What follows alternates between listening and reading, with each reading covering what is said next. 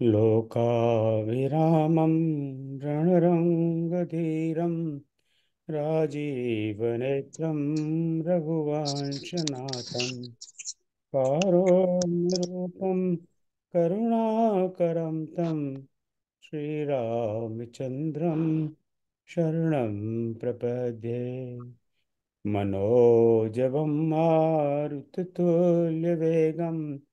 जितेन्द्रियं बुद्धिमतां वरिष्ठं वातात्मजं वानरयोधमुख्यं श्रीरामदूतं शरणं प्रपद्ये। श्रीरामदूतं शरणं प्रपद्ये। श्यावर रामचंद्र भगवान की जय। उमापति महादेव की जय। पवन सुत हनुमान की जय। श्री कृष्ण कन्हैया लाल की जय। जय जय श्री राम। तो भाई और बहनों, श्री रामचरित भवन के इस साप्ताहिक कार्यक्रम में जो शनिवार को होता है, आप सबका बहुत बहुत स्वागत। जैसा हम सबको ज्ञात है, कल जिस जो कैलेंडर मेरे हिसाब से अ, भगवती सीता माता की जन्म जयंती थी, जिसे हम सीता नवमी के नाम से भी जानते हैं। तो उसी का आज हम उत्सव मना रहे हो, कह लीजिए। तो आज हमारे पास दो बड़े विद्वान विदुषी वक्ता हैं, आदरणीय पंडित श्री प्रभुदयाल मिश्र जी और आदरणीय विनीता मिश्रा जी। हम आप दोनों को कई बार इस पटल पर सुन चुके हैं, तो मैं बहुत विस्तार से आपका परिचय देना कोई उचित नहीं समझता।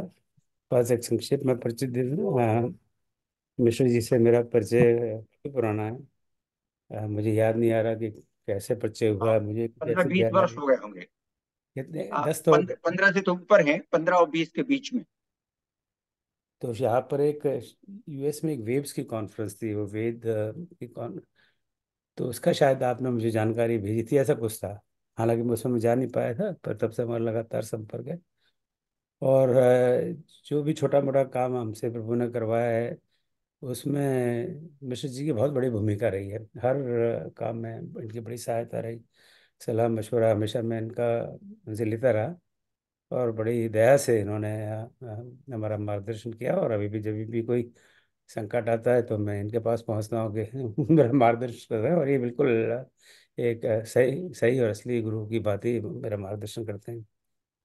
गत वर्ष 2023 में भोपाल में जो रामायण अधिवेशन, पांचवा अंतर्राष्ट्रीय अधिवेशन हुआ था, जो आप सब आए थे, आपने आपने इनको आप इनसे मिले थे। बड़े इनका स्वभाव आपने देखा था, सबसे कम बोलने वालों में उस दिन उस सम्मेलन में हम देखें तो वो मिश्र जी थे।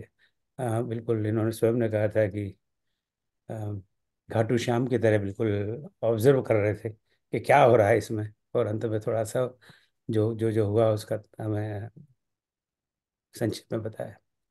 तो तुलसी मानस प्रतिष्ठान में से एक पत्रिका निकलती है, और आपसे मेरा निवेदन है कि उस पत्रिका को आप सब्सक्राइब करिए, या जो भी इसका तरीका है। उसका नाम है तुलसी मानस भारती, यही नाम है ना? और इसके प्रधान संपादक हैं मिश्र जी। और बड़े अच्छे अच्छे लेख हमारी भारतीय संस्कृति पर आते हैं, राम पर, कृष्ण पर, और वेद पर, उपनिषद पर, आदि आदि। तो बिना आगे कुछ कहे, क्योंकि आज सीता नवमी है, तो हमारा मन हुआ कि चलो माता सीता जी के बारे में कुछ जाने। तो कुछ वर्ष पहले यहाँ पर मुरारी बापू अमेरिका आए थे, 6-7 साल हो गए होंगे। तो यहाँ पर उन्होंने सीतोपनिषद पर एक वीक का प्रोग्राम रखा था। अ, तब मुझे पहली बार पता लगा कि कोई सीता जी पर उपनिषद भी है। अ, तब से मन में जानने की बड़ी उत्सुकता थी कि ये सीतोपनिषद है क्या, और इसको हम जाने। तो मैंने मिश्र जी को से निवेदन किया कि आप इस पर। जी मिश्र जी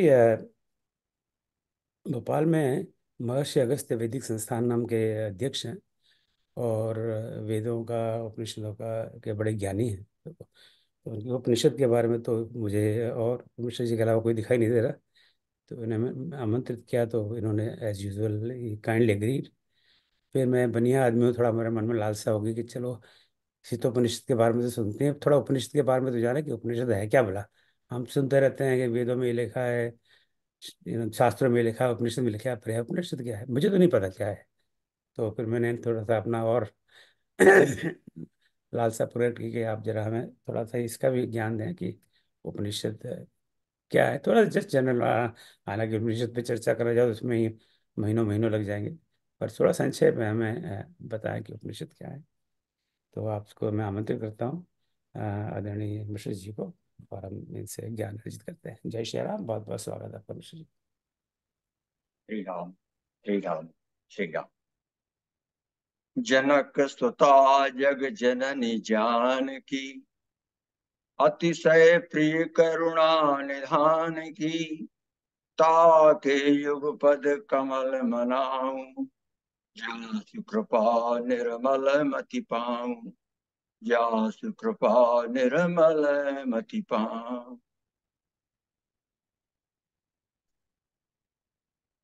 मुझे बहुत अच्छा लगा जब आदरणीय गुप्त जी ने इस महत्वपूर्ण विषय पर विचार करने के लिए कहा। और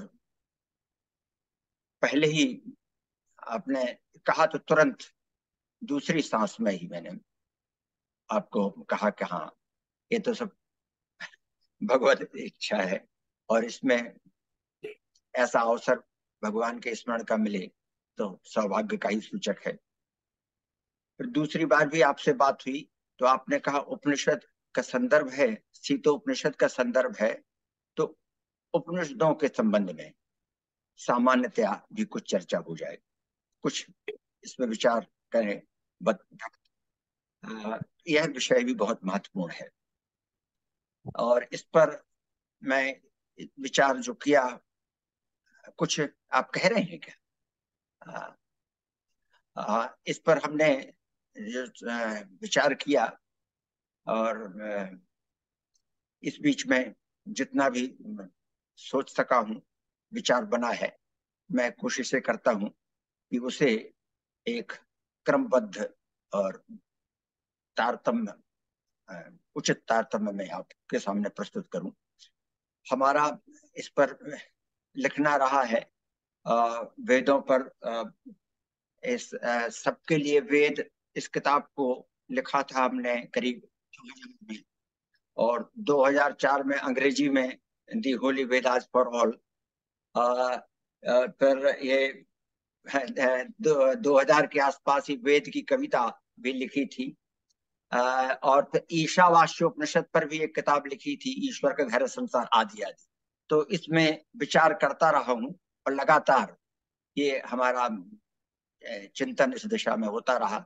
और अभी जो महर्षि अगस्त वैदिक संस्थानम हमारा संस्थान है, तो इसमें भी हम लोग इसी पर शोध और विचार करते रहते हैं। वेद का जब हम नाम लेते हैं तो एक तो उसका एक व्यापक भी अर्थ हमारे ध्यान में रहता है, और एक सीमित अर्थ भी रहता है। वेद का एक संहिता भाग प्रमुख रूप से जानने योग्य है और समझने योग्य है। और संहिता भाग में 4 संहिताएं, ऋग्वेद, यजुर्वेद, सामवेद और अथर्ववेद, ये संहिता, इनमें मंत्र हैं, इन संहिताओं में मंत्र हैं। और इन चारों वेदों के गुप्त जी मंत्रों की संख्या, यह समझें कि ऋग्वेद के मंत्रों की संख्या 10,000 के आसपास है। सामवेद के मंत्रों की संख्या करीब 2000 के आसपास है, और यजुर्वेद के मंत्रों की भी लगभग 1800 इसी के आसपास है। और 5000 जो मंत्र हैं ये अथर्ववेद में है। तो इस तरह से कुल 20,000 के लगभग मंत्र हैं जो इन वेदों में आते हैं। और वेदों में मंत्र ही हैं जिनको हम या तो हम इनको मंत्र कहेंगे या ऋचा कहेंगे। सूक्त मंत्रों का संग्रह है, सूक्तों की भी संख्या है अलग अलग इन सब मंडलों में। जैसे उदाहरण के लिए ये 10 मंडल हैं ऋग्वेद में, और इनमें सब में मंत्रों की सूक्तों की संख्या है और सूक्तों के बाद मंत्र आते हैं। लेकिन ये महत्वपूर्ण विषय इसमें यह बनता है कि संहिताओं के बाद ब्राह्मण, आरण्यक और उपनिषद ये वेदों का विस्तार करते हैं। ब्राह्मण ये ग्रंथ हैं, आरण्यक ये ग्रंथ हैं, और उसके बाद उपनिषद हैं। तो उपनिषद जो है, उपनिषद को वेदांत कहा गया है। और वेदांत इसलिए कि वेद का शिरोभाग है, वेद का शीर्ष भाग है, अंत नहीं है। जैसे कहें पूर्णांत हम वो कहते हैं, तो ये कहें कि उसका उसको कंक्लूड करते हैं, उस ज्ञान को पूर्णता प्रदान करते हैं, इसलिए इनको वेदांत कहा गया है उपनिषद। और उपनिषदों का महात्म्य इतना है, इससे समझें कि जब हम कहते हैं कि 4 महावाक्य वेद के आते हैं, 4 महावाक्यों की बात होती है वेदों की, तो इनमें वे महावाक्य मूलतः वेदों में नहीं है। हम इनको वेदों के महावाक्य कहते हैं। जिस तरह से अहम ब्रह्मास्मि, अहम ब्रह्मास्मि बहुत हम जानते हैं महावाक्य है वेद का, लेकिन यह वेद में ना होकर के यह बृहदारण्यक उपनिषद में है, जो कि यजुर्वेद के अंतर्गत आता है। इसी तरह से तत्वमसि एक दूसरा महावाक्य है। तत्वमसि जो है ये आता है छांदोग्य उपनिषद में आता है, और ये सामवेद के अंतर्गत है। अयम आत्मा ब्रह्म यह तीसरा महावाक्य है, और ये मांडव्य उपनिषद में आता है, और ये अथर्ववेद के अंतर्गत है। और इसी तरह से अज्ञानम ब्रह्म ये जो है ऐतरेय उपनिषद में आता है, और ये ऋग्वेद के अंतर्गत है। इसका मतलब ये है कि उपनिषदों में जो मंत्र हैं उनको वेद के अंतर्गत ही ग्रहण किया जाता है। तो इस तरह से हमें ब्राह्मण, आरण्यक और उपनिषद इनको वेद के ही भाग के रूप में स्वीकार करने की आवश्यकता है। आज हमें चर्चा संक्षेप में उपनिषद पर आपने करने के लिए कहा है। तो मुख्य रूप से जो उपनिषद हैं तो आदि शंकर ने सबसे पहले, आदि शंकराचार्य ने सबसे पहले जिनके भाष्य लिखे 11 उपनिषद हैं। ईशादि से आरंभ करके 11 उपनिषदों पर आदि शंकर ने भाष्य किया है। और उनके बाद इन पर बाद में भी विचार हुआ, लेकिन सबसे पहले किसी ने भी विचार किया है, आदि शंकर ने किया है, क्योंकि वो वेदांत की प्रतिष्ठा की, उन्होंने वेदांत दर्शन की प्रतिष्ठा की। ज्ञान पक्ष जो वेदों का है वह उपनिषदों से उद्घाटित होता है, और उन्होंने इनका भाष्य करके, इसलिए अधिकांश लोगों के पास गीता प्रेस गोरखपुर ने भी उदाहरण के लिए इन्हीं उपनिषदों को प्रमुखता दी, इन्हीं को प्रधान से छापा, और इन्हीं उपनिषदों को बाहर भी पहुंचने का अवसर मिला। ये उपनिषद है जैसे ईशोपनिषद है, ये शुक्ल यजुर्वेद के अंतर्गत आता है। केनोपनिषद है, ये सामवेद के अंतर्गत आता है। कठोपनिषद है, ये कृष्ण यजुर्वेद के अंतर्गत आता है। मांडूक्य उपनिषद अथर्ववेद के अंतर्गत है। तैत्तिरीय उपनिषद कृष्ण यजुर्वेद के अंतर्गत, ऐत्रेय ऋग्वेद के अंतर्गत, छांदोग्य उपनिषद सामवेद के अंतर्गत, श्वेताश्वतर उपनिषद कृष्ण यजुर्वेद के अंतर्गत, बृहदारण्यक शुक्ल यजुर्वेद, और कौशिकी ऋग्वेद के अंतर्गत। इस तरह से इनके भाष्य आदि शंकराचार्य ने किए हुए हैं। और सामान्यतया इन्हीं उपनिषदों के बारे में देश विदेश में इनका प्रचार हुआ है। बाद में पता होगा ये औरंगजेब के बड़े भाई हैं, औरंगजेब के बड़े भाई अर्थात दारा सुकोव ने सबसे पहले फारसी में उपनिषदों का अनुवाद कराया। दारा सुकोव, बहुत बड़ा श्रेय जाता है उसको, और उसने अनुवाद कराया। और ये फारसी का जो अनुवाद था उपनिषदों का, यही पश्चिम में पहुंचा। पश्चिम में ज्ञान का द्वार भारतीय मनीषा का उद्घाटित हुआ, प्रकाश पहुंचा भारत का, तो जो दारा सुकोई ने उपनिषदों का अनुवाद कराया था, तो ये पश्चिम में पहुंचा। इसके बाद वहां लोगों को पता चला कि इतना ज्ञान भारत में है, और इतना सूक्ष्म ज्ञान है। इससे दुनिया में एक नया जागरण हुआ। और एक इस संबंध में आप ने अभी देखा होगा, उपनिषद गंगा का एक सीरियल बना था। और ये इस सीरियल को तेजोमयानंद जी, जो चिन्मय मिशन के प्रमुख हैं इंटरनेशनल, वो भोपाल से संबंधित भी रहे हैं, यहाँ आते हैं, हम दर्शन और उनसे संवाद का अवसर मिला है। तो तेजोमयानंद जी ने बनवाया था, और चंद्रकांत द्विवेदी ने इसके कई वो थे। तो उसमें उपनिषदों, ये प्रधान जो उपनिषद हैं, इनके संबंध में बहुत अच्छा सीरियल बनाया, और इसका लोगों को ज्ञान पहुंचा, सब दूर लोगों ने पहचाना। एक और आपने नाम सुना होगा गुप्त जी, पॉल ब्रंटन का। पॉल ब्रंटन जो 1940 के आसपास भारत की उन्होंने यात्रा की थी, पॉल ब्रंटन।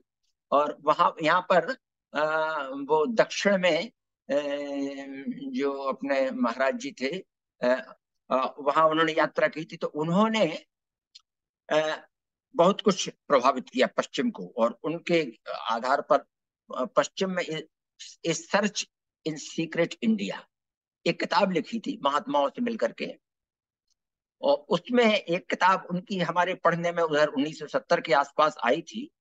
उसमें हिडन टीचिंग बियॉन्ड योगा, वो किताब उन्होंने लिखी थी, हिडन टीचिंग बियॉन्ड योगा। तो उन्होंने कहा था कि कोई हमको मिला, और उन्होंने कहा कि ये प्रस्थानत्रयी को हम लोग जानते हैं, प्रस्थानत्रयी के अंतर्गत जो वेदांत का विषय है आता है, और इसके अंतर्गत तीन तरह के ग्रंथ आते हैं। एक तो सबसे पहले उपनिषद आएंगे, और इसके बाद जो ये वेदांत दर्शन, और इसमें गीता। तो उसमें उन्होंने लिखा हिडन टीचिंग बियॉन्ड योगा में कि हमको किसी ने कहा कि अगर आपको संपूर्ण भारतीय मनीषा का ज्ञान प्राप्त करना है तो ठीक है गीता, लेकिन उन्होंने कहा 3 चीजों को पढ़ना चाहिए। एक तो उन्होंने कहा अष्टावक्र गीता, एक कहा मुंडकोपनिषद, अष्टावक्र गीता और मुंडकोपनिषद, ये भी वेदांत के विषय बनते हैं।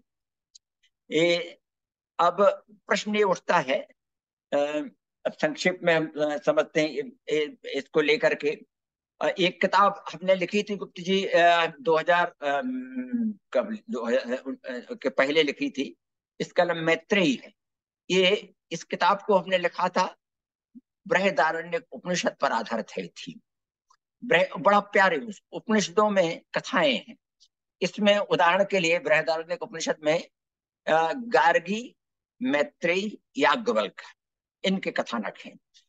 ये कथा आती है इसमें बृहदारण्यक उपनिषद में कि याज्ञवल्क्य जी ने कहा, वानप्रस्थ आश्रम उनका व्यतीत हो गया, और उन्होंने उनकी 2 पत्नी थी। याज्ञवल्क्य से 2 भार्या बहू, कात्यायनी मैत्रेयी जो।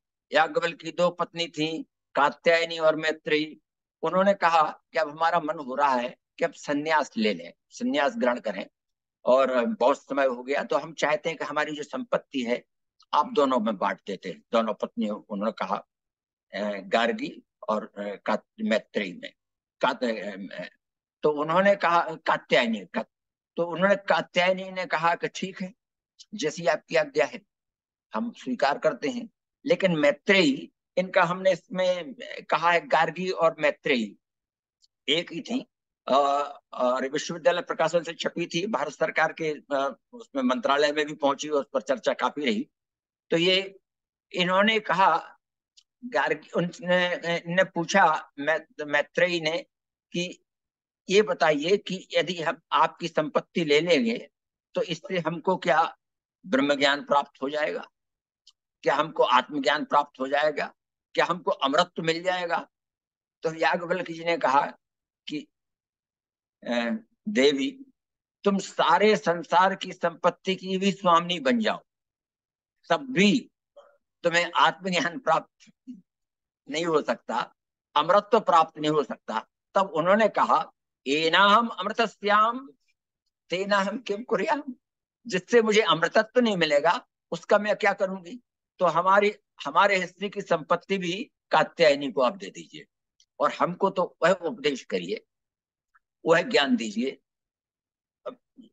जिसे आप ब्रह्म ज्ञान कहते हैं। तब फिर उन्होंने उपदेश उनको दिया, उस पर आधारित हमने ये लिखी। यहाँ हजारी प्रसाद जी द्विवेदी भी हुए हैं यहाँ भारत में, और उनके भी बहुत, उन्होंने पुनर्नवा, चारु चंद्रलेख, वाण भट्ट की आत्मकथा, और एक अनाम दास का पोथा नाम का एक उपन्यास लिखा। वह अनाम दास का पोथा जो है वह छांदोग्य उपनिषद पर आधारित है, छांदोग्य उपनिषद पर आधारित है। उसमें कहानी ये आती है कि राजा जानस्मृति अपने राजमहल के ऊपर विचरण कर रहे थे, और उसमें ये कुछ हंस उड़ते हुए जा रहे थे। तो एक हंस ने कहा कि ये राजा जानस्मृति हैं, बड़े ज्ञानी हैं, बहुत ज्ञानी हैं। तो दूसरा हंस बोला, अरे वाह क्या ज्ञानी है, इनका इनको उतना ज्ञान थोड़ी है जितना रैक को है। तो उन्होंने कहा, भाई रैक को क्या विशेषता है। तो उन्होंने कहा, रैक में तो ये है कि जिसके पास, किसी के पास कितना भी ज्ञान हो, लेकिन रैक को उसके आगे का सत्य उद्घाटित करते हैं। तब राजा जानस्मृति ने उनकी बात सुन ली, उन्होंने कहा कि भाई रैक को खोज करिए आप। वो बड़ा लंबा उपाख्यान है। तो संक्षेप में हम ये समझ रहे हैं गुप्त कि जो हमारे उपनिषद हैं, उपनिषद वेदों में मंत्र हैं और स्तोत्र हैं, तीन हैं उसके मुख्य भाग बनते हैं। एक तो उपासना, आराधना, हमको देवाराधन करना है, अभ्यर्थना, उनकी स्तुति करनी है। एक यज्ञ क्रिया से संबंधित, एक उपासना, और एक कर्म, और एक ज्ञान का। तो उपासना 80% है वेद का भाग है, और करीब 15% उसका कर्मकांड परक है। केवल केवल 5% ही उसमें ज्ञान परक वो है। उस ज्ञान का प्रकाश, उस ज्ञान प्रभाग का विस्तार उपनिषदों में मिलता है। अब ये अभी 10 उपनिषदों की बात की, लेकिन इसमें इन 10 उपनिषदों में शीतोपनिषद का नाम नहीं आया। अभी जो हमने नाम लिया, शीतोपनिषद का नाम नहीं लिया, क्योंकि शीतोपनिषद आता है 108 उपनिषदों की सूची में। वैसे तो उपनिषद की अगर देखा जाए, कई जगह मिलता है तो 200 से और 250 तक की संख्या पहुंच जाती है, लेकिन 108 उपनिषद का उल्लेख सर्वत्र आता है, और उसकी सूची भी है, इस समय भी हमारे पास है। आप भी नेट पर खोज करेंगे तो 108 उपनिषदों की सूची आपको मिल जाएगी। महत्वपूर्ण इसमें बात यह है आज तो, और इस बात को बड़े ध्यान से आप सब मनीषी लोग बैठे हुए हैं सुने, कि इसमें एक कैवल्योपनिषद है। इसमें एक शब्द है, हाँ, इसमें कैवल्योपनिषद है, और कैवल्योपनिषद है 108वां उपनिषद ही है। इस कैवल्योपनिषद में सूची भी दी गई है। बड़ा अद्भुत प्रसंग है और बड़ा महत्वपूर्ण विषय है। इसमें कैवल्योपनिषद में स्वयं भगवान श्री राम अपने सभी भाइयों के साथ बैठकर, भगवान श्री राम अपने सभी भाइयों के साथ बैठकर हनुमान जी को बता रहे हैं, हनुमान जी को उपदेश दे रहे हैं कि ब्रह्म ज्ञान क्या है, मोक्ष क्या है, कैवल्य क्या है। और इसमें, इस कैवल्योपनिषद में ही 120 उपनिषदों की सूची दी गई है, और इसमें शीतोपनिषद का भी नाम आता है। एक हमारे मन में बहुत बड़े आरंभ से ही प्रश्न था, और इस प्रश्न के उत्तर में मैं करीब 30 वर्ष भटका। राम नाम कर अमित प्रभावा, वेद पुराण उपनिषद गावा। राम नाम कर अमित प्रभावा, वेद पुराण उपनिषद गावा। तुलसीदास जी ने कहा सैकड़ों बार। और वेद भी भगवान राम की स्तुति करते हैं जब भगवान का राज्याभिषेक होता है। एक वेद के बहुत बड़े विद्वान जो थे, उन्होंने हमारी इस किताब की भूमिका लिखी, बहुत बड़े विद्वान थे, और उसमें उनका कहना यह था कि वेद को तो तुलसीदास जी के समय उपलब्ध भी रहे हों, देखे भी हों, पढ़े भी हों, बड़ा कठिन समझना जाता है। क्योंकि वेद का जो संहिता भाग, यहां तक कि उन्होंने कहा कि आदि शंकराचार्य ने भी, हम कितना मानते, आदि शंकराचार्य ने भी वेदों के संहिता भाग, संहिता का जो मंत्र भाग है, उसका संदर्भ कहीं नहीं दिया। आदि शंकराचार्य जी ने उपनिषदों को ही वेद मानकर उन्हीं पर अपने आप को केंद्रित किया। लेकिन आदि शंकराचार्य ने जो वेद के मंत्र भाग हैं उनकी कहीं बात नहीं की। इसीलिए आपको पता होगा, एक बड़ी विचित्र द्वंद्व चला। जब दयानंद सरस्वती जी यहाँ आए, तो उनका आंदोलन इस विषय को लेकर के था, उनका उनका इस विषय को लेकर के था, सत्यार्थ प्रकाश का नाम सुना होगा, आर्य समाज का जो आधार है, दयानंद सरस्वती जी की जो क्रांति का आधार है, वह ये है कि उन्होंने अपने आप को वेदों के केवल मंत्र भाग पर ही सीमित रखा, संहिता भाग पर ही सीमित रखा, और कुछ उपनिषदों, कुछ बहुत सीमित से उपनिषदों पर बात करते थे, पूरे उपनिषदों पर भी नहीं जाते थे। रामायण रामायण महाभारत को तो और पुराणों को तो काल्पनिक ही कहते रहे। हमारे देश में ऐसा हुआ है, पश्चिम को हम दोष देते हैं कि उन्होंने मिथ कह दिया, हमारे पुराणों को इतिहास है, सब कुछ है, लेकिन हमारे देश में भी हुआ। आर्य समाज ने काम किया, दयानंद सरस्वती जी ने काम किया।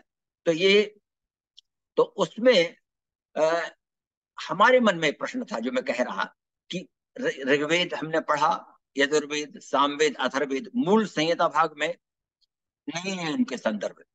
3 बार ऋग्वेद में नाम भगवान राम का आता है, 3 मंत्रों में आता है, लेकिन इन राम से संबंध नहीं है। वो राम विशेषण के रूप में है, एक राजा के किसी नाम के रूप में है। सीता का भी नाम आता है, लेकिन सीता से संबंध नहीं है उनका। दासराज्य राजा का नाम आता है, लेकिन उनसे संबंध नहीं है। तो हमारे मन में ये प्रश्न रहा कि राम कहाँ है वेद में। सैकड़ों बार इन्होंने हमारी भूमिका में लिखा, उससे हमको उन्होंने तो ये कहा कि उन्होंने देखे भी नहीं होंगे, तो हमने हाथ जोड़ कर कहा था, इस वाक्य को निकाल दिया। बहुत बड़े विद्वान थे वो, कि ये ना करें, हम ये अनर्थ होगा, तो वो निकाल दिया था भूमिका से। लेकिन ये मन में आया, फिर कैसे हम कहते हैं कि राम, तुलसीदास जी ने कैसे कहा। और तुलसीदास जी कम पढ़े लिखे नहीं थे, षडंग वेद का इनको ज्ञान था।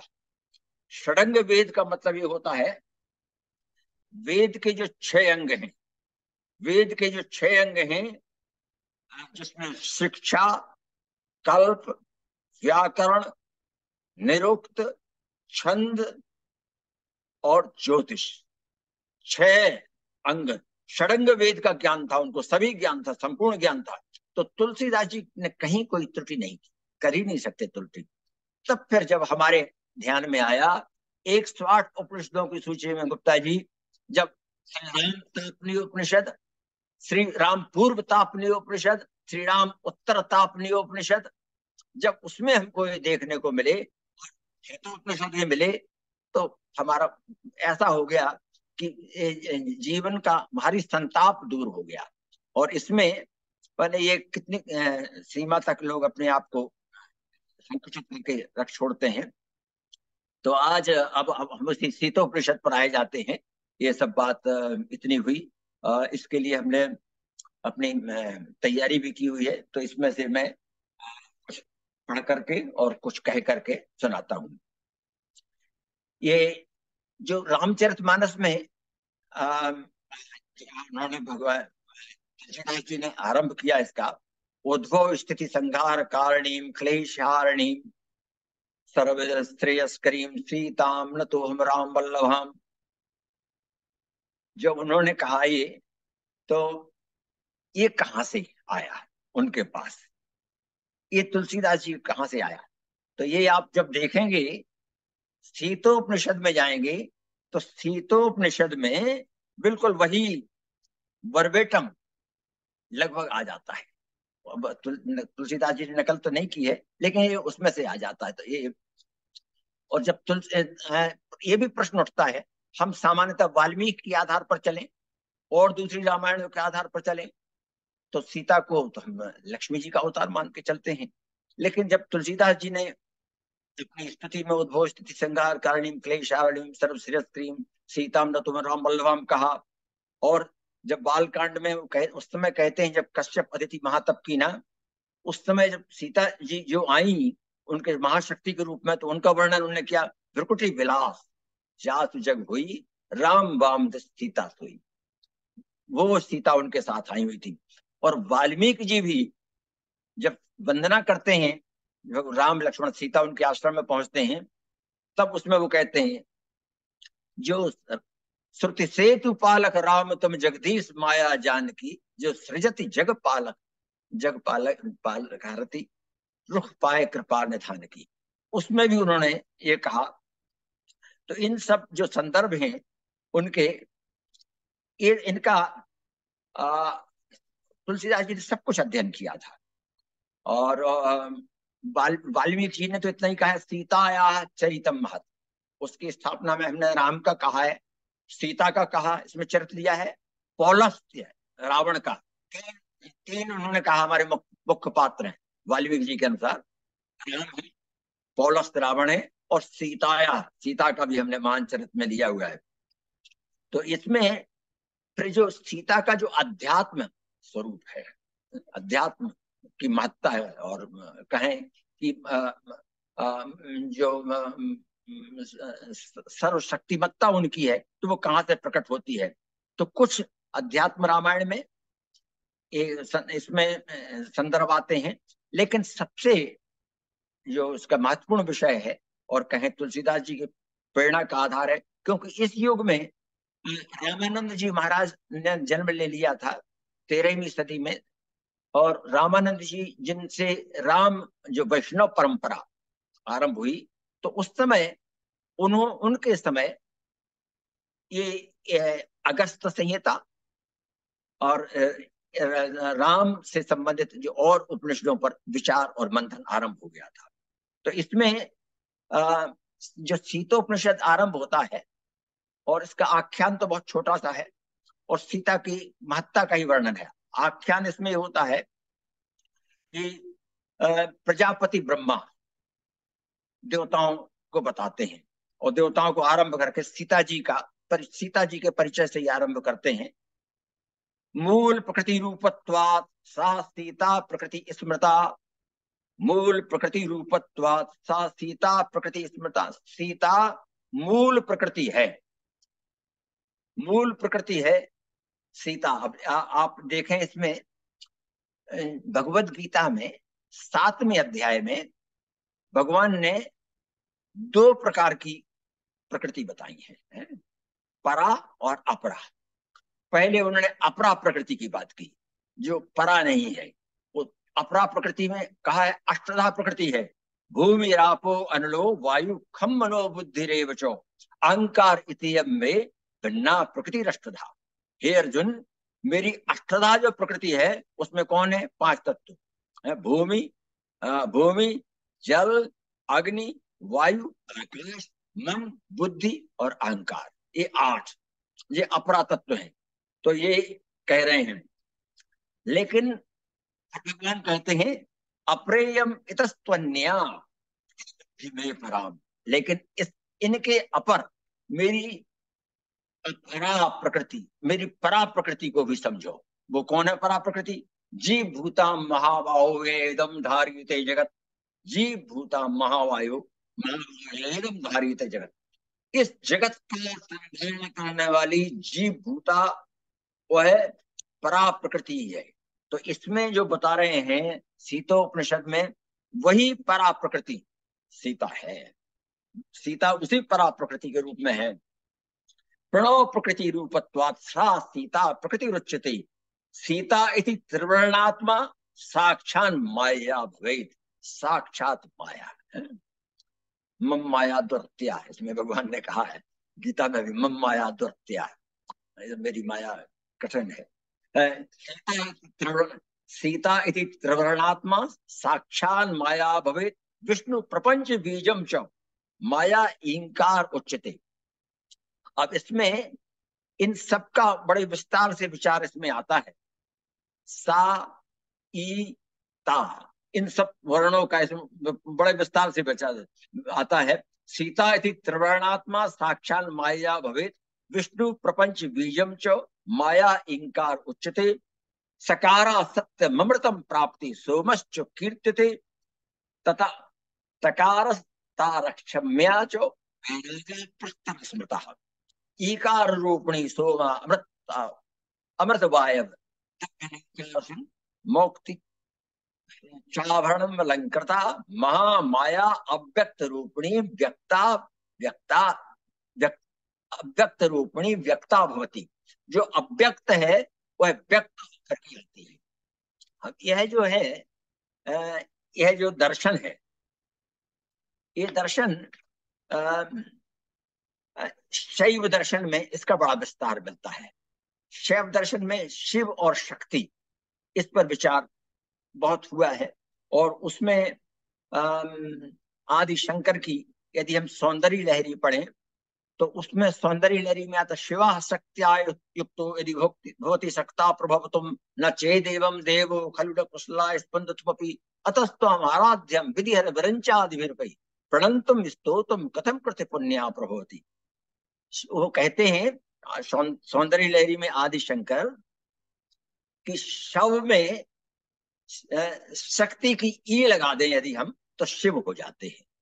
तो चैतन्यता शव में चैतन जड़ शिव में चैतन्यता यदि आ रही है तो ईकार जो ई लग गई है शक्ति की, उससे आ गई। शिवा शक्तिया युक्त, शक्ति से युक्त होकर के शव शिव हो जाते हैं। ऐसी ऐसी विधियर ब्रह्मा विष्णु और शिव के आराध्य आपको हम नमस्कार करते हैं। ब्रह्मा विष्णु रुद्र ईश्वर हैं जिसके पाए ये वो जिस पर बैठती, आसन पर बैठती हैं शक्ति, उसमें उन्होंने बताया ब्रह्मा विष्णु शिव और ईश्वर, उसके चार पाए हैं जिस पर महामंच तदाकारे मंचे परम शिव पर्यंक निलयाम, उस परम शिव के पर्यंक पर वो बैठती है। तो वही इसमें सीता की वैसी ही शक्तिमत्ता इसमें बताई गई है सीतोपनिषद में। इसमें ये जो इसके सातवां जो मंत्र है सीतोपनिषद का, उसमें केवल 37 मंत्र आए हैं, नहीं है सीतोपनिषद 37 मंत्रों आया, सब में विस्तार में जाने की आवश्यकता नहीं है। सातवां मंत्र जो आता है जिसका हमने कहा कि तुलसीदास जी ने प्रेरणा ली थी, उसमें वही भाव आता है। श्री राम सानिध्य वशात जगदाधार कारिणी, श्री राम सानिध्य वशात जगदाधार कारिणी, स्थिति संहार कारिणी सर्वदेहिनाम, सीता भवति गेया मूल प्रकृति संगीता, प्रणत्वात् प्रकृति रीति वदंती ब्रह्मवादिना। श्री राम के सानिध्य से जगदाधार हो जाती हैं सीता, संसार का आधार बन जाती हैं, उत्पत्ति भी वे करती हैं, पोषण भी वे करती हैं, संहार भी उन्हीं के द्वारा होता है। और इसीलिए उनको मूल प्रकृति के रूप में ही जाना चाहिए, समझा जाना चाहिए। प्रणत्वात् प्रकृति रीति वदंती ब्रह्मवादी, ब्रह्मवादी इस तरह से उन्हें बताते हैं।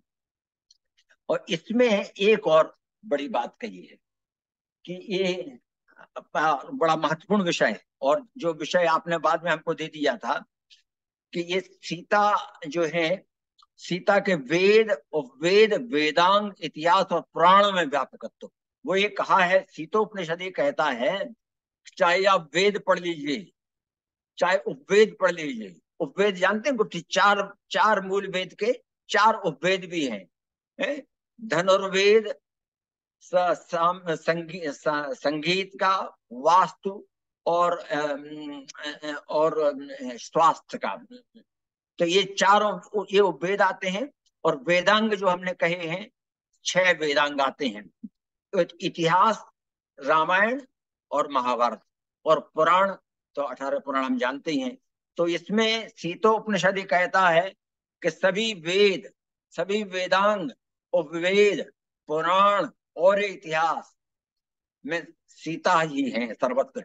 इतिहास इतिहास पुराणाख्याम उपांगश्च प्रकृतिता वास्तुवेदो धनुर्वेदो गांधर्वो दैविकस्था है। वास्तुवेद, धनुर्वेद, गांधर्वेद, ये गांधर्वेद सामवेद से निकला हुआ है, धनुर्वेद यजुर्वेद से निकला है, वास्तुवेद अथर्ववेद से निकला है। आयुर्वेदश्च, आयुर्वेद भी अथर्ववेद से निकला है। आयुर्वेदश्च पंचैते उपवेदाम प्रकीर्तिता दंडो नीतिश्च वार्ता च विद्या वायुजया परा एक विंशति भेदोयम स्वयं प्रकाश प्रकृतिता। तो वो उनका सीतोपनिषद ये कहता है कि सब जगह सीता का ही, कुछ भी वेद वेदांग पढ़ रहे हो, समझ रहे हो, जान रहे हो, तो सीता जी को ही आपको समझना है। अब इसमें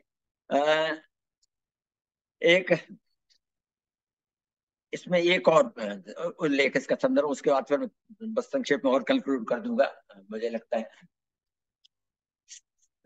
इसमें आता है सीता के संबंध में, सीता साक्षात शक्ति ही भगवतः स्मरण मात्र रूपाविर्भाव प्रादुर्भावात्मिका निग्रहानुरूपा भगवत सहचारिणी अनपायनी अनवरत स्त्रिणी उदिता अनिंदिता कारा निवेशोन्मेष सृष्टि संहार तिरोधानुग्रहाद सर्वशक्ति सामर्थ्यात साक्षात शक्ति रीति गीयते।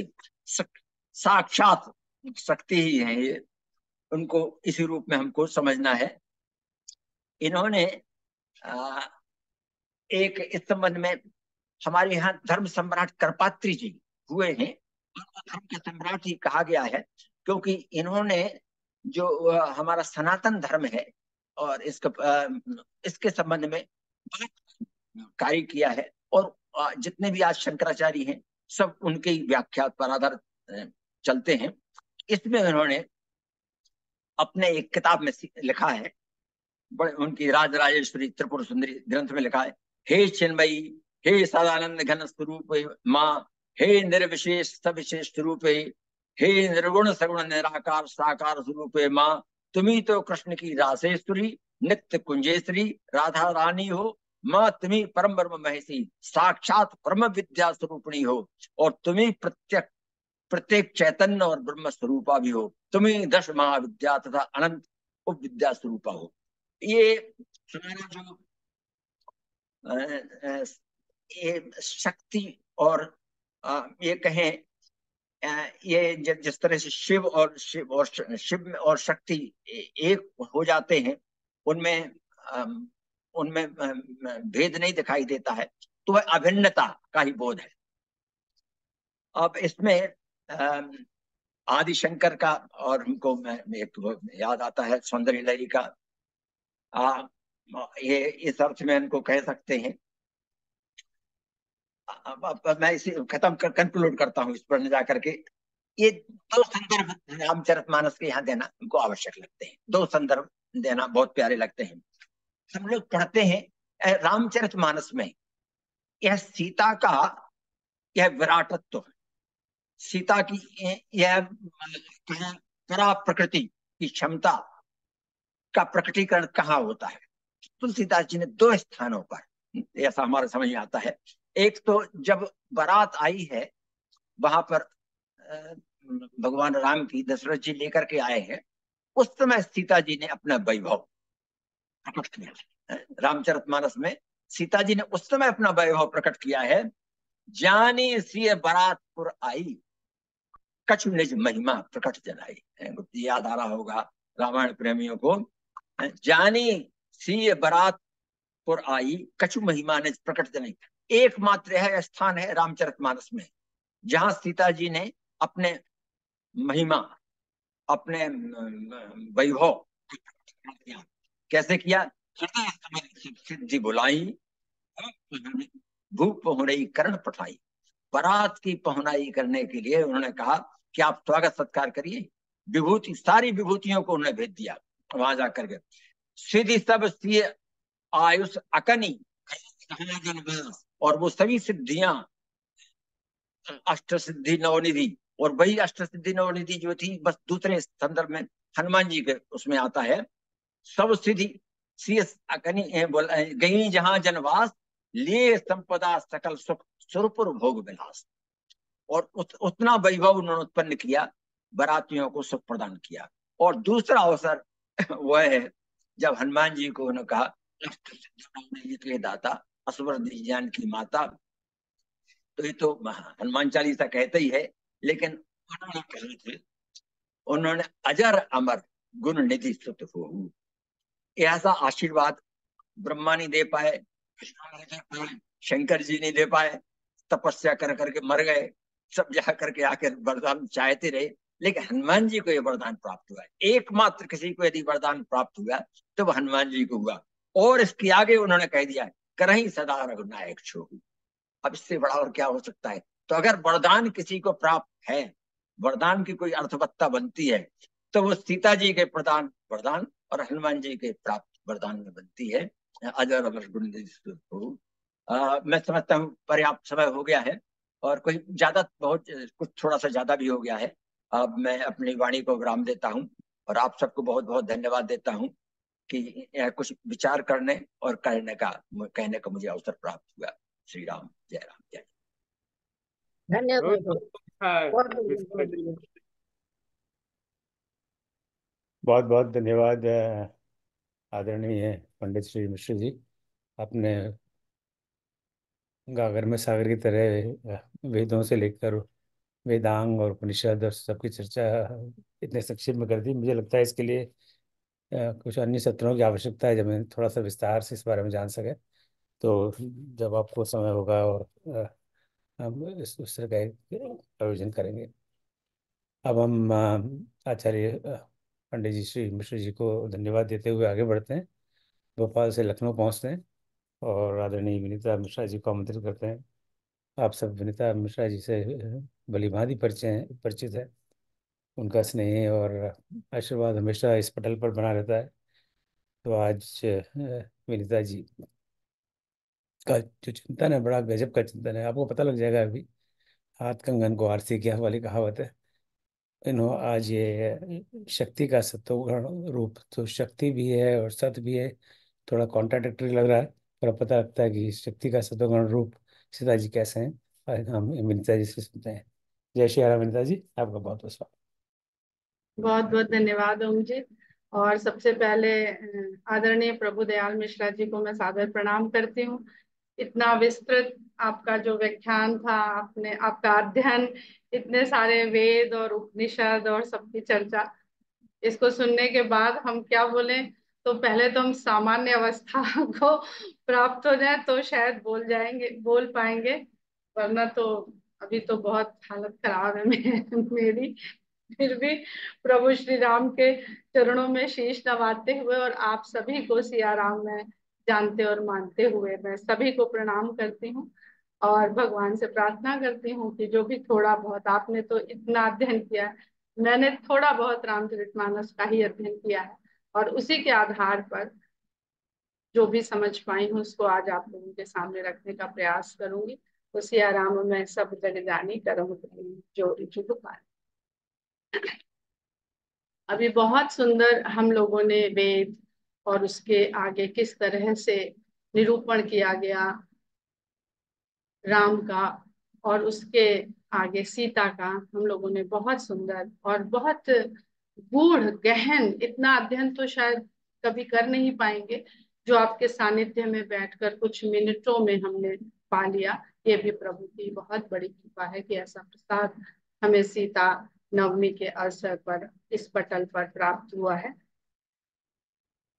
हम लोग चलते हैं रामचरितमानस। बहुत कृपा रही मिश्रा जी की कि उन्होंने अंत में रामचरितमानस का नाम ले लिया, उसका समावेश कर लिया, और मुझे आसानी हो गई कि अब हम यहीं से थोड़ा सा सरल भाव से आगे बढ़ने की, एक जैसे सिरा नहीं पकड़ा दिया कि वेद से आते आते रामचरितमानस का जिक्र किया, और मुझे सिरा मिल गया कि अब रामचरितमानस का सिरा पकड़ के मैं भी शायद अपनी बात को कह सकूं। तो गोस्वामी जी ने स्थान स्थान पर भगवान राम को ब्रह्म की तरह से निरूपित किया है, और उनके जन्म और अवतार के पहले उन्होंने भगवान राम को ब्रह्म ही बताया है और निर्गुण ब्रह्म बताया। हम सभी जानते हैं, वेद भी बताता है कि ब्रह्म निर्गुण ही होता है।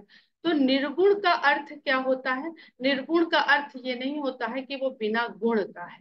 निर्गुण का अर्थ होता है कि उसमें सभी गुण हैं, उपस्थित है, मौजूद है, विद्यमान है, परंतु वो जो ब्रह्म है वो उस गुणों से प्रभावित नहीं होता, वो गुण उसको नियंत्रित नहीं करते हैं, तो इसलिए उसको निर्गुण कहते हैं। वो अच्छे बुरे सभी गुण उसके भीतर हैं, पर उसको संचालित नहीं करते हैं, इसलिए वो निर्गुण है। इसीलिए ब्रह्म को अस्ति माना गया है। अस्ति शाश्वत है, वो सदा रहने वाला है, अस्ति है। लेकिन जब संसार का निर्माण होता है, सृष्टि अपना रूप लेती है, प्रकट होती है, तो जैसे कि हम सभी जानते हैं, मानस पढ़ने वाले, कि कश्यप मुनि ने या मनु महाराज ने तपस्या करी थी भगवान के दर्शन के लिए, और भगवान के साथ साथ उनके वामांग में आदि शक्ति सीता वो भी प्रकट हुई थी। अर्थात ब्रह्म को तपस्या के द्वारा अगर कोई प्रकट रूप में देखना चाहता है तो उसे इस आदि शक्ति का सहारा लेना ही पड़ता है, क्योंकि वो तो नेत्रों से दिखेगा ही नहीं। जिस प्रकार आकाश में सूर्य होता है, उसके पास प्रकाश भी है, ज्ञान रूपी प्रकाश, और ऊष्मा भी है, लेकिन वो तब तक कहीं भी पहुंच नहीं सकती है, वो ऊष्मा, वो जब तक किरण का आश्रय नहीं लेगी। तो जिस प्रकार सूर्य अपने प्रकाश को, अपने तेज को, अपनी ऊष्मा को भेजने के लिए किरण पर आश्रित है, उसी प्रकार जो ब्रह्म है वो जब संसार में प्रकट होता है तो आदि शक्ति के द्वारा ही प्रकट होता है। इनको अलग ना समझे। सूर्य है तो किरण है, किरण है तो सूर्य है। ऐसे ही राम और सीता को एक ही माने, बस ये एक प्रक्रिया का हिस्सा माने इसको। अब निर्गुण ब्रह्म से जब आदि शक्ति संसार को प्रकट करती है, तो शक्ति, आदि शक्ति क्यों कहते हैं? कि वह शक्ति को भरती है संसार। और जब संसार में शक्ति को भरती है, सबसे पहले जड़ प्रकट होता है, उसके बाद चैतन्य, उसके बाद उस चैतन्य के विविध रूप प्रकट होते हैं सृष्टि में। तो शक्ति के साथ साथ ही एक और तत्व का वो हो जाता है, जन्म हो जाता है, वो है अहंकार। और शक्ति और अहंकार मिलकर के इस संसार को विस्तार देते हैं। अब जो शक्ति है वो इस अहंकार के साथ मिल करके तीन रूपों में प्रकट हो जाती है। सभी हम लोग जानते हैं कि तीन गुण के रूप में सारा संसार बना हुआ है, निर्मित हुआ है, सतोगुण, रजोगुण और तमोगुण। अब अहंकार जो है वो शक्ति का जब समावेश होता है, अहंकार और शक्ति का जीव के भीतर, अब हम संसार बन गया तो संसार में जीव आ गया। जीव का जैसा अहंकार होगा वो वैसा शक्ति तो एक समान है पूरे संसार में, क्योंकि आदि शक्ति की शक्ति है। वो जैसा उस धारण करता है या वर्ण करता है, शक्ति का वैसा स्वरूप। तो शक्ति तमोगुणी भी हो जाती है, रजोगुणी भी हो जाती है और सतोगुणी भी हो जाती है। इसको हम बहुत छोटे से प्रसंग से समझ लेते हैं, पूरे विस्तार से नहीं जाएंगे। राम और सीता के मिलन से इसको समझ लेते हैं, जो सीता का स्वयंवर हो रहा है। वहां पर हम देखते हैं कि विश्वामित्र जी दशरथ जी से राम को लेकर के आए हैं, और सबसे पहले उनका सामना होता है या करवाते हैं विश्वामित्र जी ताड़का से। ताड़का भी बहुत शक्तिशाली है और वो तमोगुणी शक्ति का प्रतीक है। तमोगुणी शक्ति सदा कामना के रूप में जीव के भीतर व्याप्त होती है। और कामना कैसी? कि हम अपनी कामना पूरी करेंगे चाहे हमें किसी का नाश भी करना पड़े। बस यही तमोगुण की प्रवृत्ति होती है, और ताड़का ऐसा ही करती है। तो सबसे पहले विश्वामित्र जी की प्रेरणा से, उनकी इच्छा से, क्योंकि राम तो ब्रह्म है, निर्गुण है, उनकी कोई इच्छा नहीं है, उनकी कोई कामना नहीं। तो गुरु की इच्छा, गुरु की प्रेरणा से वो ताड़का का वध करते हैं, यानी उस तमोगुणी शक्ति को समाप्त करते हैं। वध का मतलब उसको समाप्त कर देना। उसके बाद जब आगे बढ़ते हैं विश्वामित्र जी राम को लेकर के, तो अहिल्या से भेंट होती है। अहिल्या रजोगुणी शक्ति का प्रतीक है। कामनाएं तो हैं, पर कौन सी कामना सही है, कौन सी गलत है, समाज में किस प्रकार से इसका विभाजन किया गया, इसकी भी समझ उसे है।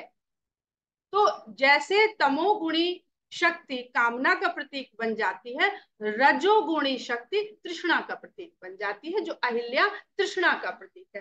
कामना का तो वध करना चाहिए, पर तृष्णा का वध नहीं करना चाहिए, तृष्णा को नियंत्रित करना चाहिए। क्योंकि अगर रजोगुणी प्रवृत्ति, रजोगुणी शक्ति और कुछ ऐसा करने की तृष्णा जीव में नहीं होगी, तो संसार आगे नहीं बहुत बढ़ेगा, सुंदर। जहां का तहां वहीं पड़ा रह जाएगा।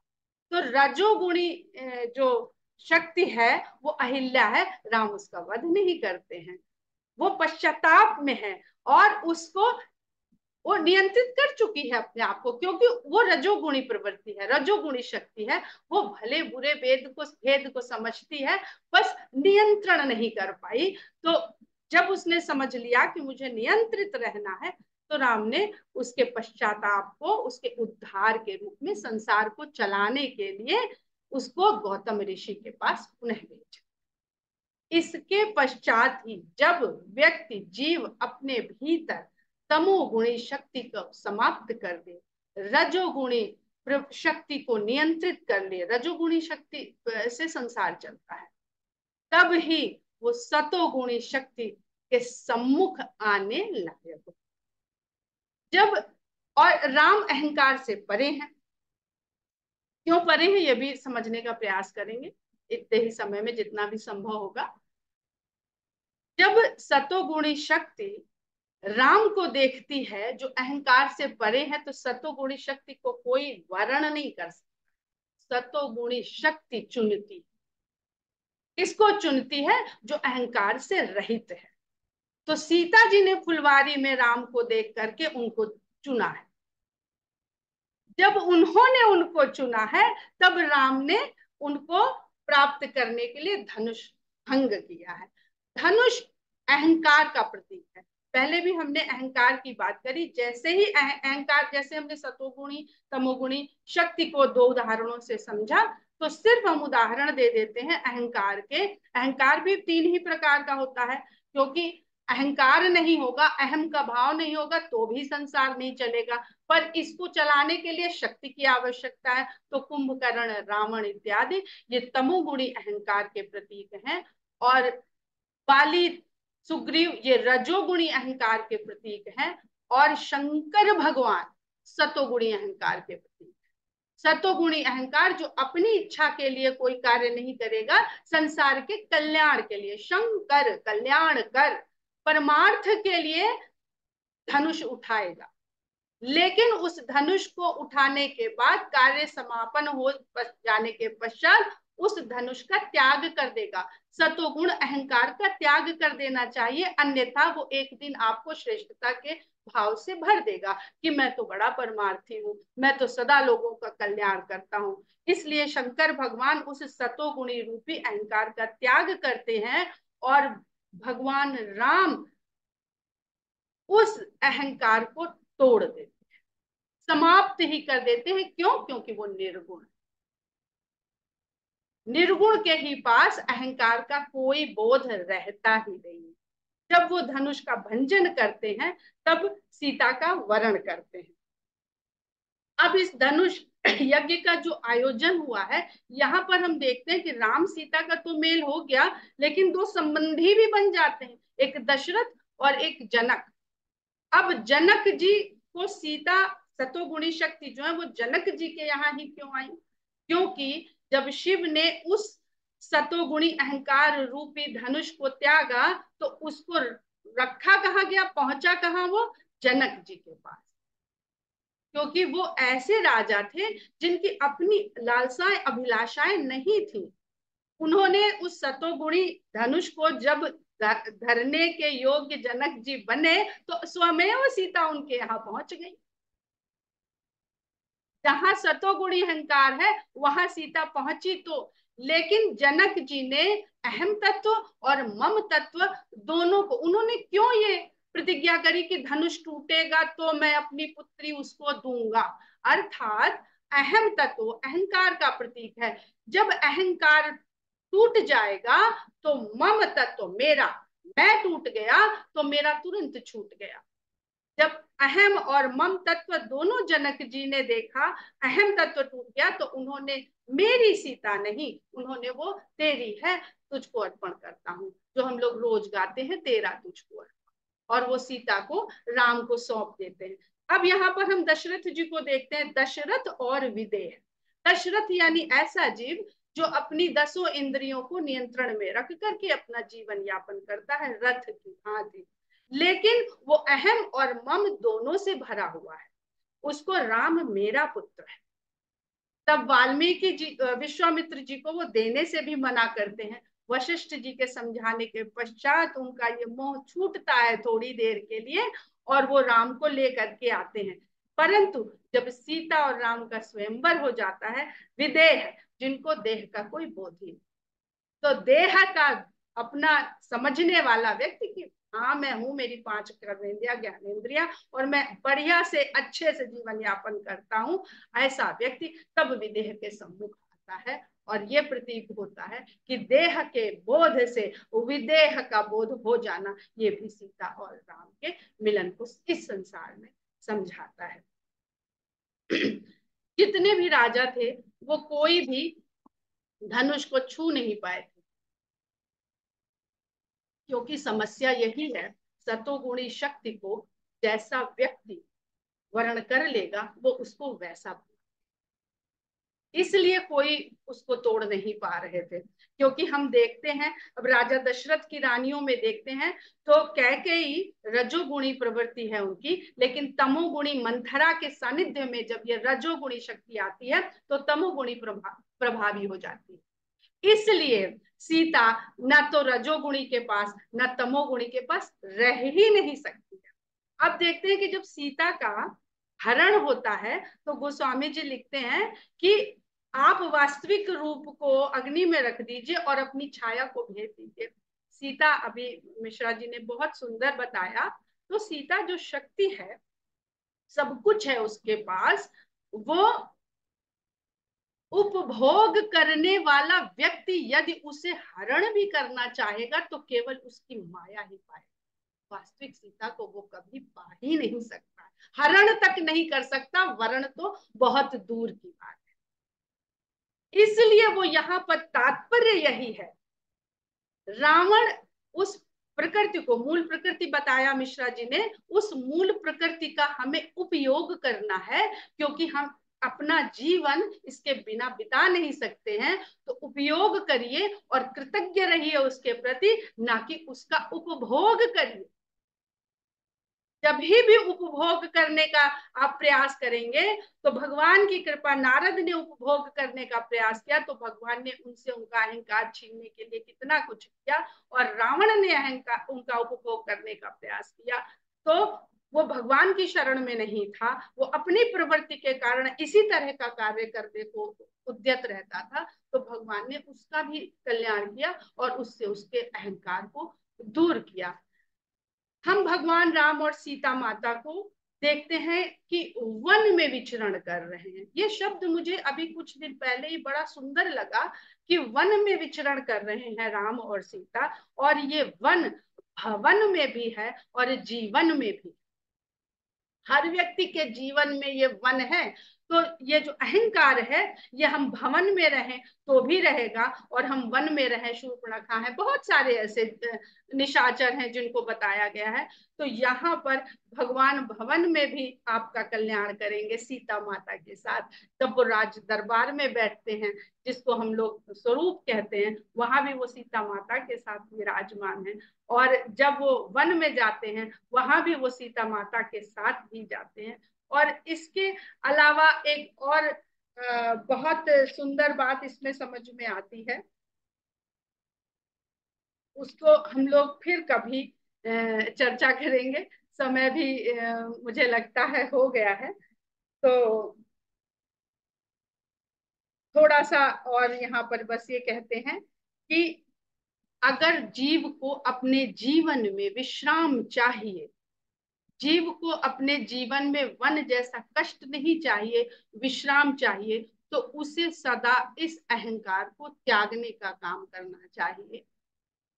भगवान की कृपा होने से वो अहंकार समाप्त होता है। बहुत सुंदर राम किंकर जी कहते हैं कि भक्त जो है वो अहंकार को त्याग सकता है, अहंकार को तोड़ नहीं सकता है। इसलिए भगवान शंकर ने उस सतोगुण रूपी धनुष का त्याग किया, पर तोड़ा उसको भगवान राम ने ही। और जब भगवान राम ने अहंकार को ही समाप्त कर दिया, उसका अस्तित्व ही समाप्त कर दिया, तो सतोगुण शक्ति रूपी सीता का वर्ण किया।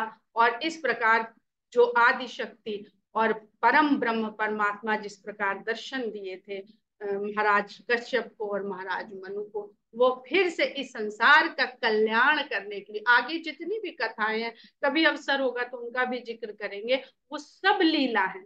वो सतोगुणी शक्ति कहीं स्वर्ण मृग से नहीं मोहित हो रही है, वो सिर्फ लीला करके ये समझाने का, दिखाने का प्रयास कर रही है कि अगर जीव इसमें उलझेगा तो क्या होगा। इन्हीं शब्दों के साथ मैं आज अपने शब्दों को विराम देती हूँ, और जो भी थोड़ा बहुत कह पाई हूँ उसके लिए सभी को बहुत बहुत आभार प्रकट करती हूँ। जय श्री राम। बहुत अच्छा, बहुत विजेता जी, बहुत सुंदर, बहुत बढ़िया, बहुत बढ़िया। बहुत बहुत सुंदर, सुंदर, बहुत सुंदर विनीता, बहुत सुंदर, बहुत धन्यवाद। बहुत सुंदर, बहुत सुंदर व्याख्या एकदम की आपने। बहुत सुंदर पहली बार व्याख्या, समझ आया है। बहुत सुंदर। विनीता जी के लिए भी थोड़ी तालियां हो जाएं। बहुत बहुत धन्यवाद विनीता जी। तो अभी हम इस समय 11:37 यहाँ हो रहे हैं ह्यूस्टन में। तो 2-3 मिनट कुछ प्रश्नोत्तर के लिए भी रख सकते हैं, यदि आपका किसी का कोई प्रश्न हो विनीता जी के लिए या आदरणीय विनीता जी के लिए या आदरणीय पंडित प्रभु दयाल मिश्र जी के लिए, तो हम पूछ सकते हैं उनसे सब। भाई साहब, मेरा एक छोटा सा प्रश्न है हाँ, मिश्र जी के लिए। हाँ। प्रणाम, आपको बहुत बहुत प्रणाम। मेरी बहुत अल्प बुद्धि है, मैं उससे एक छोटा सा प्रश्न कर रहा हूँ कहिए कि कहिए। उपनिषद के बारे में आपने बहुत ही लिटरेरी और बहुत हाईली इंफॉर्मेटिव नॉलेज दी, पर उपनिषद का लिटरल मीनिंग क्या है? शब्द उपनिषद का लिटरल मीनिंग क्या है? बता दो। ये उपसर्ग है और निषेध बैठना, तो ये निकट बैठना, एक गुरु और शिष्य का संवाद है, एक उपनिषद संग्रह, गुरु शिष्य संवाद।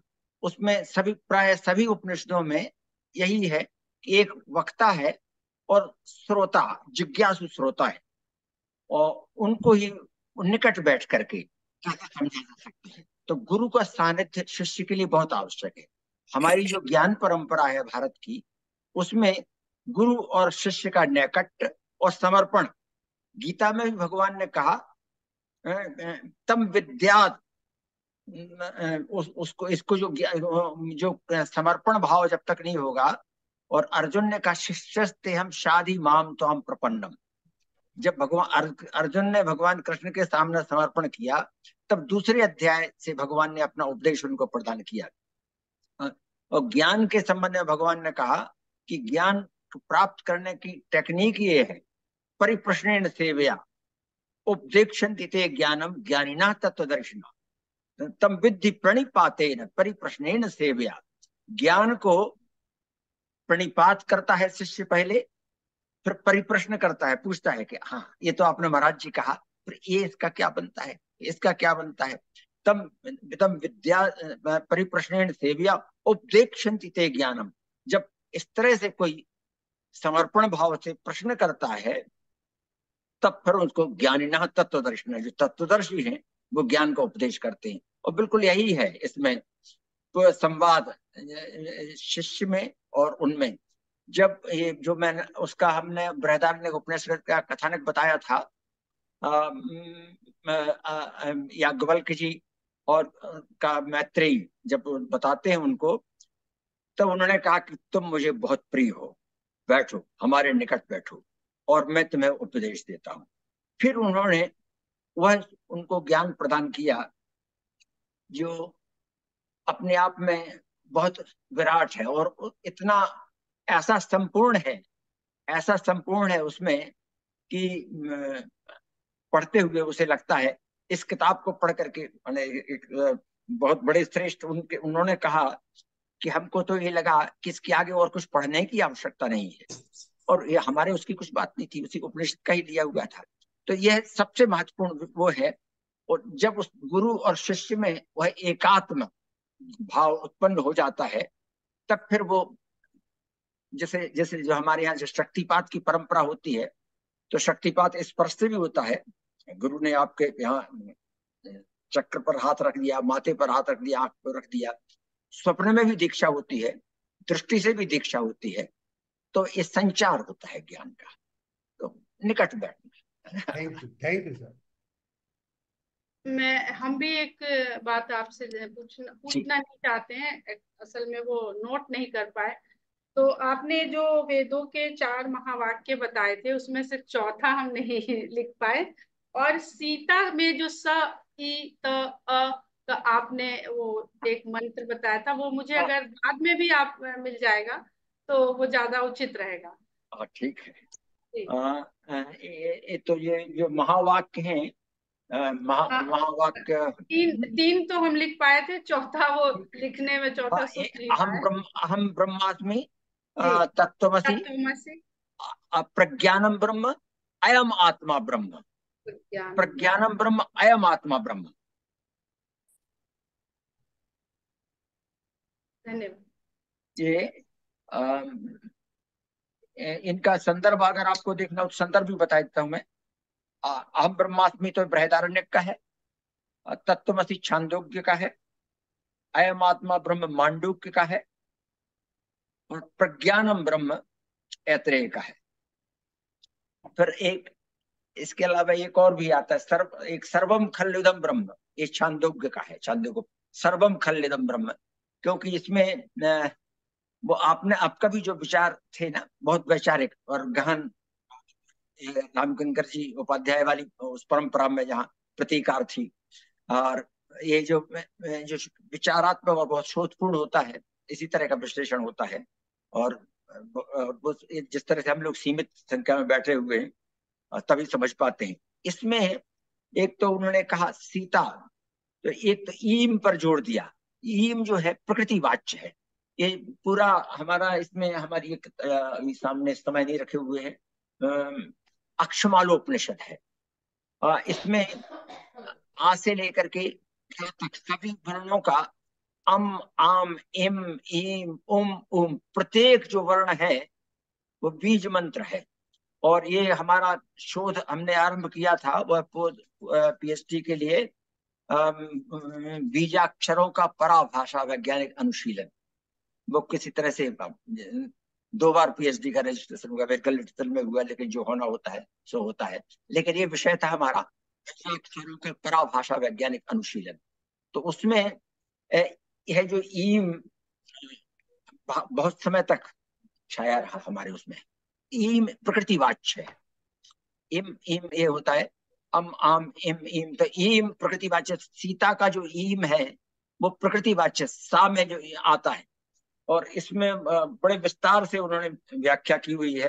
पहले ही मंत्र में ये सकार सत्यम अमृतम, जो सकार है वो सत्य है, अमृत है, सत्य है।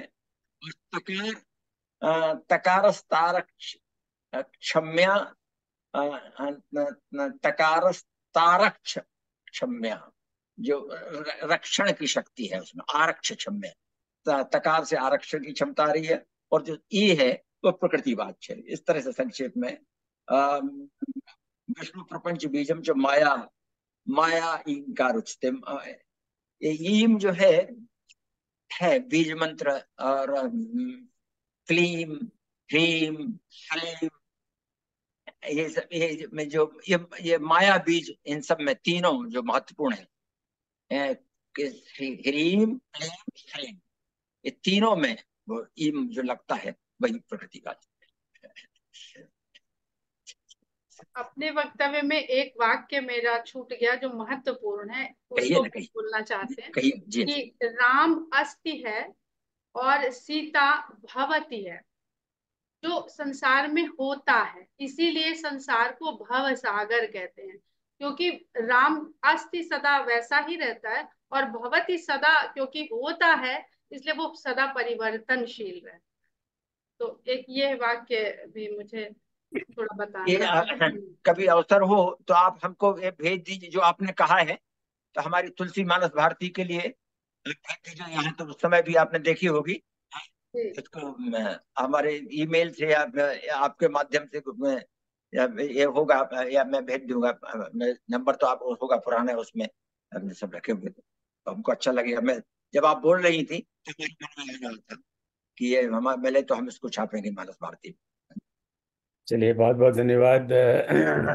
ओम जी, एक छोटा सा सवाल मैं चैट में रखा था।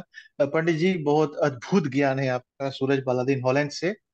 कृष्ण यजुर्वेद, ये कौन वेद है? हाँ हाँ, कृष्ण मैं सुन नहीं पाया। कृष्ण यजुर्वेद आपने कहा? हाँ जी, हम तो चार वेद जानते हैं, लेकिन कृष्ण हाँ हाँ यजुर्वेद कौन वेद है? हाँ, ये शुक्ल और कृष्ण यजुर्वेद, यजुर्वेद के ही दो भाग हो गए हैं। और कृष्ण यजुर्वेद दक्षिण में और शुक्ल यजुर्वेद उत्तर भारत में प्रवर्तित हैं। है एक ही यजुर्वेद ही है, लेकिन इसमें कुछ अंतर आता है, कुछ मंत्र पाठ में भी अंतर आता है। हमने शुक्ल यजुर्वेद पढ़ा है, ये उत्तर भारत में शुक्ल यजुर्वेद है, और दक्षिण भारत में, लेकिन इसमें कृष्ण। अध्याय 40 ही हैं। यजुर्वेद में कुल 40 अध्याय हैं, और जो 40वां अध्याय है इस यजुर्वेद का, ये पूरा का पूरा ईशावास्य उपनिषद बन जाता है। एकमात्र उपनिषद जो है अलग है वेदों से, लेकिन यजुर्वेद के 40वें अध्याय की ये विशेषता है कि वर्णों पूरा का पूरा ये ईशावास्य उपनिषद बन गया है। उसमें 18 मंत्र हैं, 40वां अध्याय पूरा का पूरा। तो ये अलग है, यजुर्वेद उपनिषद अलग है, वेद संहिता अलग है, ब्राह्मण अलग है, आरण्यक अलग है। एकमात्र ईशावास्य उपनिषद यजुर्वेद का जो है तो इक्विवेलेंट लगते हैं। कुछ सूत्रों में परिवर्तन है, लेकिन मंत्र वही है उस पूरे के पूरे। 17 मंत्र उसमें आते हैं उसमें। तो ये लेकिन इतना तो इनमें भेद है। दक्षिण भारत में इसका प्रचलन है, अब वो जैसे भी आया हो परंपरा तब से है।